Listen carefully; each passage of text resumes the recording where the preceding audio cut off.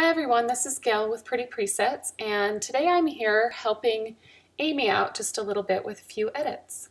So I chose this photo from Dana, and she mentioned that she thought it was just a little bit too hazy and has a little bit too much flare. And this can actually be a pretty look, but we're going to edit this photo to make it have just a little bit more contrast and be a little less flare. Now I am going to use the Color Luxe presets for this edit. I'm going to choose Dramatic Base first, and then as that applies, you'll see I'm going to actually darken it just a tiny bit more.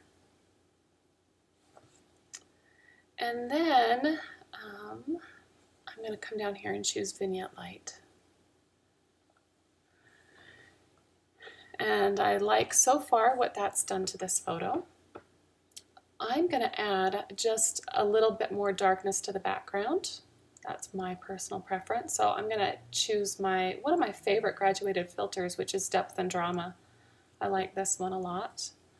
Whoops, I got to choose my graduated filter first. I'm just going to drag a graduated filter from that side, and then I'm going to drag one from this side. And I don't want that to hit any of his face, so I'm going to choose my brush tool. This tool is only available in Lightroom 6. I'm going to choose Erase, and then I'm going to come over here and erase off any of it that touched his face. So next, I am going to reduce the red a little bit in his face. There isn't too much, but I do think that darkening it brought out a little bit of red. So I've got to find it here. I've got to choose Fix Cast Red from the Perfect Portrait collection. And I'm going to actually reduce my flow because I know it's going to be too much when I initially put it on. Make my brush just a little bit smaller, and especially over some of the darker areas of his face, I'm just going to brush on a little bit just to reduce a little bit of reds. And I think that's good. Okay, now I'm going to click New in between my brushes, and I'm going to lighten her face just a little bit. And I'm going to choose this Perfect Portrait Add Light brush. And I know this one's going to be too much, so I'm just going to leave my flow at about 40. And I'm just going to brush on a little bit of light over her face. And I have my overlay on, I think. I don't want to turn it green. So now this little hair, I don't know if you can see it, I'm going to zoom in. At the top of her head up here was kind of bugging me. So I am going to use my spot removal tool to delete it. And I may have to play around with this a little bit because do it a few times, we'll see.